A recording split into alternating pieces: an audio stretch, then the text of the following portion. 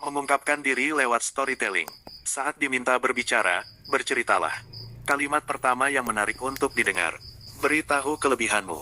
Gunakan angka. Setelah diterima bekerja, selesaikan sesuai target waktu. Menggunakan suara yang jelas dan lantang. Hal-hal di atas merupakan cara memperkenalkan diri saat wawancara.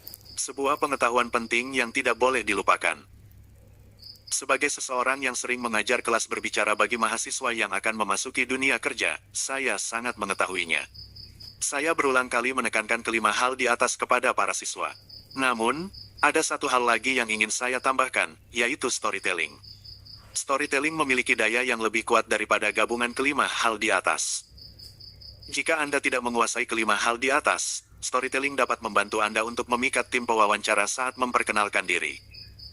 Ada satu kesalahan yang biasanya dilakukan saat wawancara, yaitu sibuk menyebutkan spesifikasi diri. Bisa dipahami bahwa Anda ingin memberitahukan kelebihan Anda sebanyak mungkin dalam waktu singkat. Namun, jika tidak terlalu luar biasa, akan sulit menemukan perbedaan Anda dengan kandidat lainnya. Oleh sebab itu, diperlukan storytelling. Cerita yang menembus hingga ke dasar hati tidak hanya akan menutupi kekurangan yang dimiliki, tetapi juga menciptakan nilai lebih tersendiri. Storytelling merupakan cara untuk memperkenalkan diri yang sangat efektif, tidak hanya untuk wawancara, tetapi juga dalam pertemuan bisnis ataupun pribadi. Cerita tentang roti bagel pun menggunakan kekuatan storytelling. Bagel adalah roti keras yang berbentuk mirip donat. Ada kisah di balik lahirnya roti ini. Konon, ada seorang tukang roti berkebangsaan Jerman yang memiliki istri seorang Yahudi. Suatu hari, sang istri ditangkap oleh tentara Nazi dan dimasukkan ke penjara. Lelaki tadi menyusup bekerja ke dapur pembuatan roti di dalam penjara untuk menyelamatkan istrinya. Kepala penjara pun mengakui bakatnya yang luar biasa dan mengizinkannya menghabiskan satu malam bersama istrinya. Menjelang pertemuan, dia membuatkan roti kesukaan istrinya. Dia hanya memberi sedikit ragi, agar roti itu keras dan tidak terlalu mengembang sehingga saat memakan satu roti sudah kenyang. Lalu dia membuat lubang besar pada roti itu agar bisa dijalin tali dan mengikatnya pada pantalon istrinya. Hal itu dilakukan agar roti-roti tersebut tidak dicuri oleh orang lain. Keduanya berjanji untuk bertemu lagi sebelum roti terakhir habis. Namun, mereka tidak dapat bertemu lagi untuk selamanya. Lelaki tadi kemudian pulang ke kampung halaman dan membuat roti bagel setiap kali merindukan istrinya. Setelah itu, roti bagel menjadi terkenal ke seluruh dunia karena cerita ini. Sayangnya kisah roti bagel ini adalah rekaan.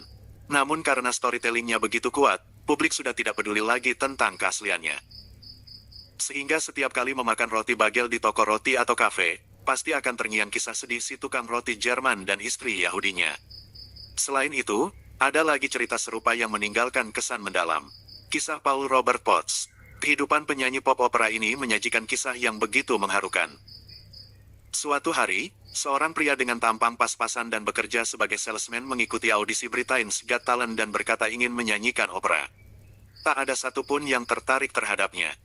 Dia lalu menyanyikan aria, Nessun Dorma, dari opera Turandot dengan suara merdu.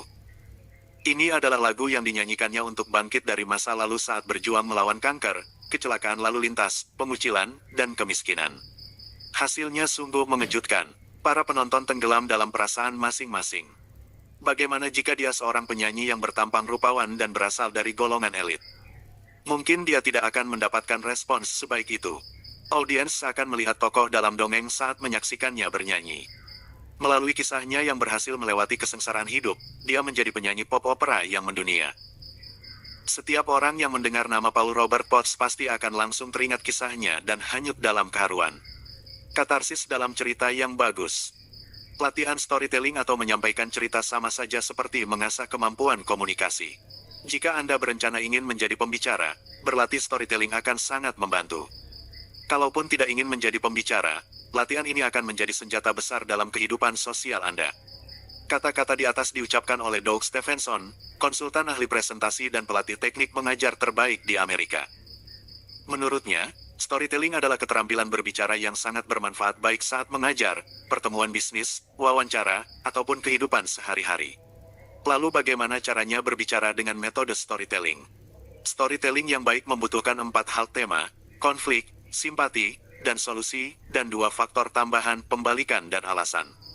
Pertama, kita lihat keempat unsur yang diperlukan, yaitu tema. Harus memiliki tema yang menonjol. Cerita yang bertema menonjol disukai oleh orang-orang. Legenda atau dongeng-dongeng klasik bertahan lama karena mengandung sebuah tema, bahwa yang baik akan menang dan yang jahat akan dihukum. Cerita yang ingin disampaikan harus konsisten dengan satu tema. Konflik. Konflik dan klimaks merupakan unsur yang tidak dapat dipisahkan dari kisah yang menarik. Semakin dalam konflik, semakin berlipat emosi dalam cerita. Jangan lupa bahwa konfliklah yang membuat orang-orang tenggelam dalam cerita. Konflik dalam kisah Roti Bagel terdapat pada perpisahan antara si tukang roti dengan istrinya serta cinta mereka yang harus terputus di tengah jalan. Dalam kisah Paul Potts, konfliknya adalah kehidupan masa remajanya yang kurang beruntung dan tidak bisa belajar musik dengan benar. Dia memperdengarkan kisah suksesnya dalam mengatasi konfliknya. Simpati. Tema dan konflik saja tidak cukup untuk menghidupkan cerita jika pendengarnya tidak dapat merasakan simpati terhadap cerita tersebut. Kita ambil contoh cerita penderitaan tidak bisa makan saat sedang berwisata ke luar negeri konflik. Jika makanan itu adalah makanan khayalan bernama Bontafil, apa yang akan terjadi? Tidak ada yang akan merasa simpati terhadap cerita yang asing. Sebuah cerita harus familiar dan mudah dipahami untuk bisa menarik simpati. Solusi. Cerita yang dramatis harus menyajikan katarsis solusi terhadap konflik. Cerita yang dinilai bagus adalah bisa mengatasi konfliknya.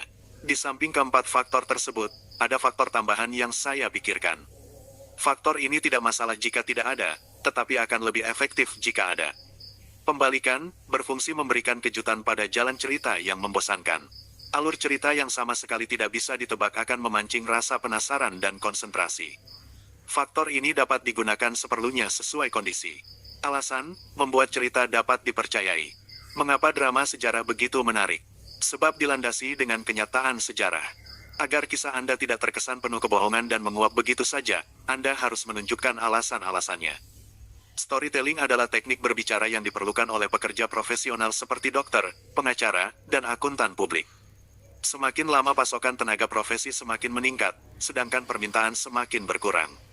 Dengan storytelling, klien pasti akan menganggukkan kepalanya untuk Anda.